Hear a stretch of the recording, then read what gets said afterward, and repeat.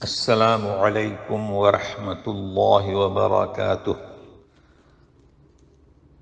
اللہ کی توفیق سے آج ہم سورت الفاتحہ سے آغاز کر رہے ہیں۔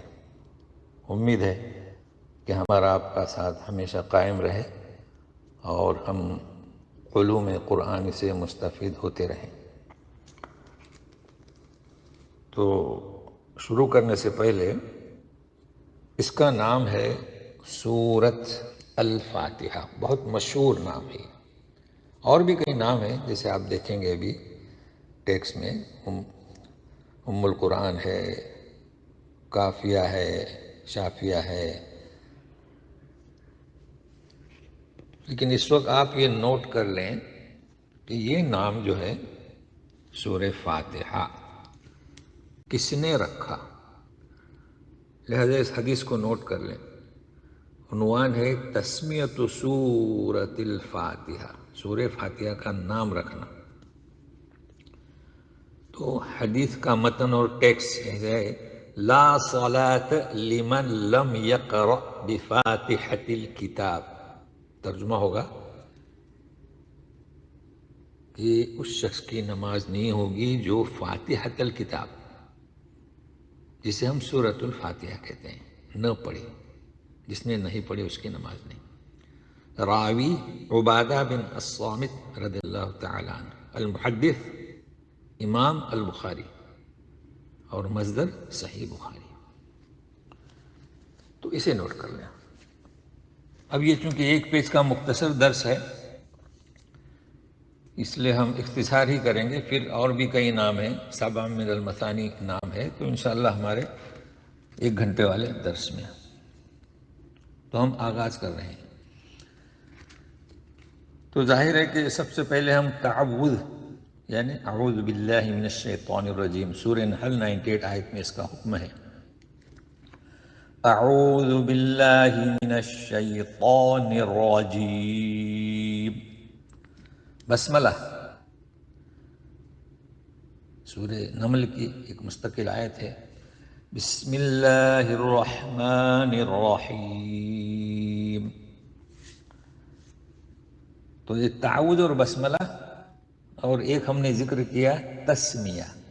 تو تعوذ یعنی اعوذ باللہ پوری، بسملہ یعنی بسم اللہ پوری، اور تسمیہ یعنی نام، جیسے کہ اللہ کا نام لینا، کسی کا نام رکھنا، یہ فرق ہے۔ تعوذ جو پڑھا جاتا ہے تو اپنے آپ کی بے بسی، یعنی میں اللہ کی پناہ چاہتا ہوں، تو بے بسی بھی اپنی آپ کی، اور اللہ کی کبریائی اور بڑائی۔ ہم پناہ کس کی چاہیں گے؟ جو عظیم ہے، جو بڑا ہے۔ اور کس سے فرار؟ شیطان سے۔ یہ بھی مقاصد دین سے ہے کہ شیطان سے دور رہیں۔ اور بسملہ جیسے کہ بسم اللہ الرحمن الرحیم، توفیق اللہ کی، اللہ کے نام سے، اسی سے توفیق ہوگی جب ہم کلام پاک شروع کریں گے۔ تو اس میں 3 نام ہیں، اللہ اس کا ذاتی نام، اور رحمان اور رحیم۔ تو اللہ سے ہم الوہیت سمجھتے ہیں، اور رحمان بڑا رحم کرنے والا، اور رحیم رحم کرنے والا۔ تو اس کی تشریح انشاءاللہ سورہ فاتحہ کی آیات سے شروع کرتے ہیں۔ الحمد للہ رب العالمین۔ دیکھیے کوشش کریں، الحمد حلق کے درمیان جو 3 حصے ہیں نا، سینے کی طرف، باہر کی طرف اور درمیان، وہاں زور دیں، الحمد، نہ کہ الحمد۔ الحمد ترجمہ کیا جائے گا ساری تعریفیں، تمام تعریفیں، چونکہ الف لام ہے، تعریف نہیں، ساری تعریفیں اللہ ہی کے لیے، جو سارے جہاں یا سارے جہانوں کا رب ہے۔ تو اس میں اللہ، اسی سے توحید الوہیت۔ تو اللہ تعالی چاہتے ہیں، تقاضا کرتے ہیں کہ اعبدوا اللہ ولا تشرکوا بہ شیئا، اسی کی عبادت کریں۔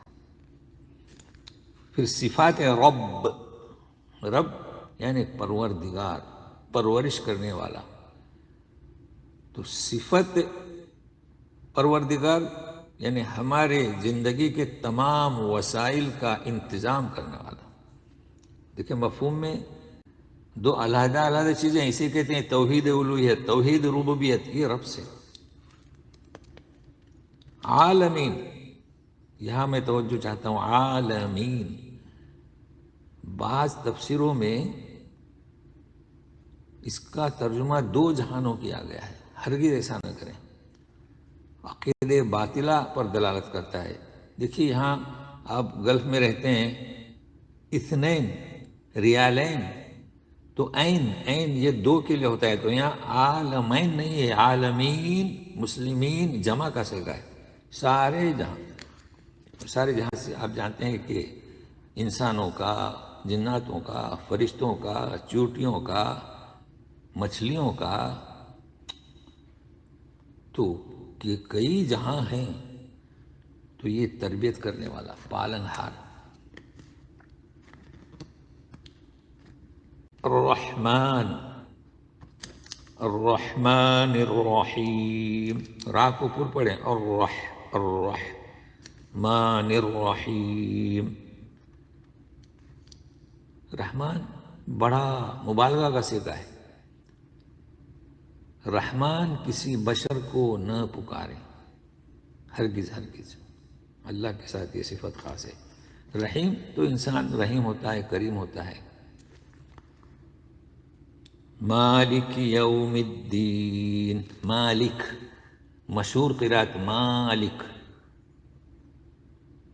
اور یوم، دن، دال کے بعد سیدھا نون، دن.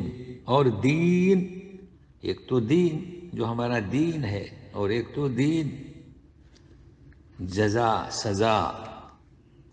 تو وہ مالک ہے، یعنی جزا کے دن کا. اب یہاں پر آپ نوٹ کریں، مالکی، مالک. جب ہم قرآن شریف ختم کریں گے تو سورہ ناس پہنچیں گے تو ملک الناس، ملک یہ بھی اللہ کی صفت ہے.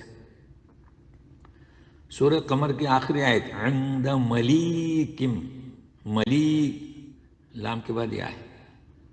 تو یہ ملی، یہ مبالغہ کا صیغہ ہے.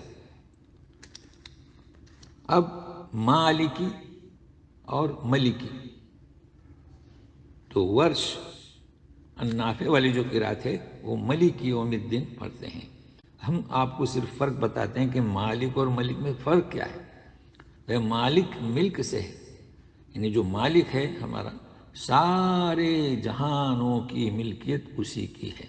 اور ملک بادشاہ.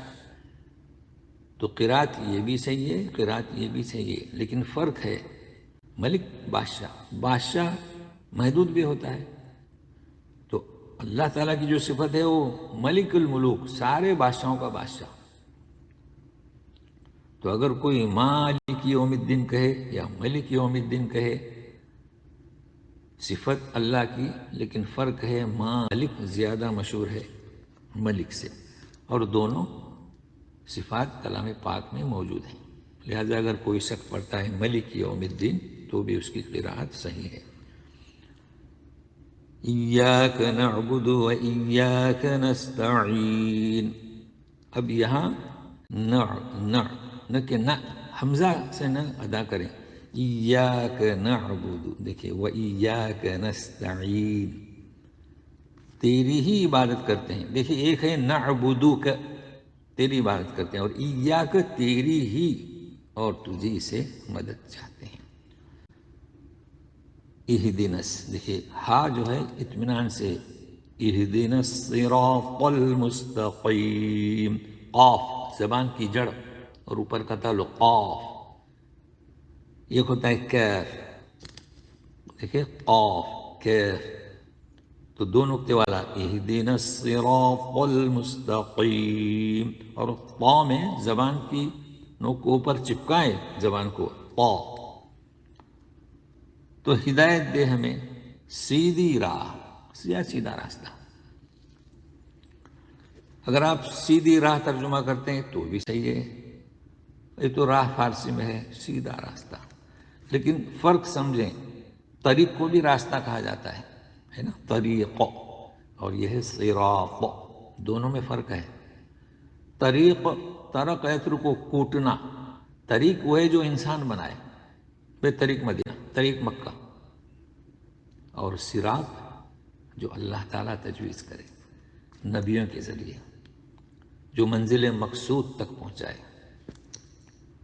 صراط الذین انعمت علیہم غیر المغضوب علیہم ولا الضالین۔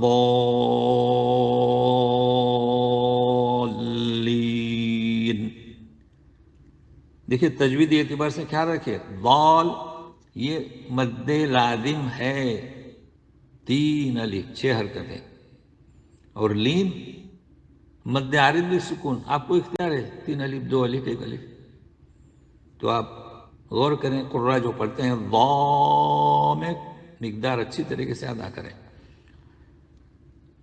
تو ان کا راستہ جن پر تو نے انعام فرمایا، اس کی شرح جو ہے سورہ نساء 69 آیت، وَمَن يُطِعِ اللَّهَ وَالرَّسُولَ فَأُولَٰئِكَ مَعَ الَّذِينَ أَنْعَمَ اللَّهُ عَلَيْهِم مِّنَ النَّبِيِّينَ وَالصِّدِّيقِينَ وَالشُّهَدَاءِ وَالصَّالِحِينَ۔ اللہ، کن پر انعام فرمایا؟ نبیوں پر، صدیقین پر، شہداء پر، صالحین پر۔ اس کی دعا کر رہے ہیں، نہ کہ ان کا مغضوب مفعول کا صیغہ ہے، جن پر غضب نازل ہوا، اور نہ ان کا جو گمراہ ہوئے۔ یہ کون ہے؟ یہود اور نصارہ۔ یہودیوں کے بارے میں تذکرہ ہے کہ یعرفونہ کما یعرفون ابناہم، یہ تو رسول کو جانتے ہیں جیسے اپنے بیٹوں کو جانتے ہیں، انتظار بھی کر رہے تھے آخری رسول کا، تو جاننے کے باوجود بھی تسلیم نہیں کرنا تو ان پر غضب، اور نصارہ جہالت کی بنیاد پر۔ تو یہ ترجمہ مختصر سے آپ کو بتلا دیا گیا۔ تو سورہ فاتحہ سب سے پہلے حدیث شریف جو ہے نام کے تعلق سے، اب یہ حدیث کیا بتاتی ہے کہ نماز میں اسے پڑھا جائے۔ اب ہم دوسری حدیث کو پیش کرتے ہیں جو قدسی ہے اختصار کے ساتھ، جس میں اللہ تبارک تعالیٰ فرماتے ہیں قسمت الصلاۃ بینی و بین عبدی نصفین، بہت اہم حدیث ہے، اور آپ اس ٹیکسٹ میں بھی دیکھیں گے آپ اس کو مختصر سی، کہ میں نے نماز کو تقسیم کیا۔ یہ نوٹ کر لیں، نماز تو بندوں اور اللہ کے درمیان کیسے؟ دیکھیے شروع کی جو آیت ہے الحمدللہ، یہ آخر تک، پھر الرحمن الرحیم مالک یوم الدین، اللہ کی تعریف ہے، حمد و ثنا اور بزرگی، جسے اللہ تعالیٰ فرماتے ہیں نا جب بندہ کہتا ہے الحمدللہ رب العالمین، تو حمیدنی، میری تعریف کی، دوسری پر اثنا علیہ عبدی، میرے بندے نے میری ثنا کی اور میری بزرگی بیان کی، تو 3 اس کا تعلق اللہ سے ہے۔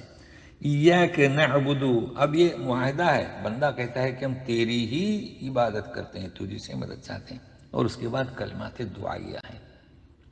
تو کلمات دعائیہ کا تعلق بندوں سے، اور اوپر کی آیتوں کا تعلق اللہ سے، یعنی حمد اس کی، اور درمیان میں معاہدہ۔ مگر آپ نوٹ کریں اللہ تعالیٰ کیا فرماتے ہیں حدیث قدسی، یہ نہیں فرماتے ہیں کہ سورہ فاتحہ کو تقسیم کیا اللہ صلاۃ، تو کیا مطلب؟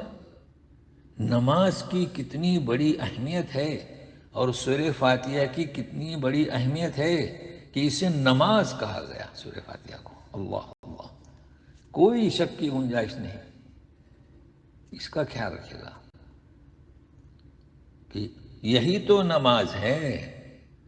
اللہ اللہ، تو آج یہ مختصر درس میں اس حدیث کو آپ نوٹ کر لیجئے گا، پھر ہم حاضر ہوتے ہیں اپنے 1 گھنٹے کا درس، تو وہاں پر بھی سورہ فاتحہ سے آغاز ہوگا۔ تو بہرحال یہ سورۃ الفاتحہ ہے جس کا ہم نے مختصر درس آپ حضرات کے سامنے پیش کیا، تو اس کی قرأت تلاوت کو صحیح کرنے کی کوشش کریں، اور پھر دوبارہ ہم بتاتے ہیں کہ تعوذ یعنی اعوذ باللہ، بسملہ بسم اللہ الرحمن الرحیم، تسمیہ بسم اللہ، کھانے کے وقت نام لیں بسم اللہ، یہ اصطلاحات ہیں۔ اور اللہ تبارک تعالیٰ نے شروع کیے الحمد سے، بہت مشہور حدیث ہے۔ تو ان دعاؤں کے ساتھ کہ آپ اپنی اپنی سورہ فاتحہ ترجمہ، معانی اور مختصر سا مفہوم کے ساتھ جب نماز میں ادا کریں گے تو آپ مائل ہوں گے خشوع کی طرف۔ اور اگر ہمیں سورہ فاتحہ کا مفہوم سے وابستگی نہ ہو تو نماز تو ہوئی، اللہ تعالیٰ رحمان رحیم ہے، قبول فرمائیں گے، مگر ایک کوشش کریں اس کے معنی اور مفہوم کے ساتھ۔ تو آج اتنا ہی، پھر کل ملتے ہیں۔ والسلام علیکم ورحمۃ اللہ وبرکاتہ۔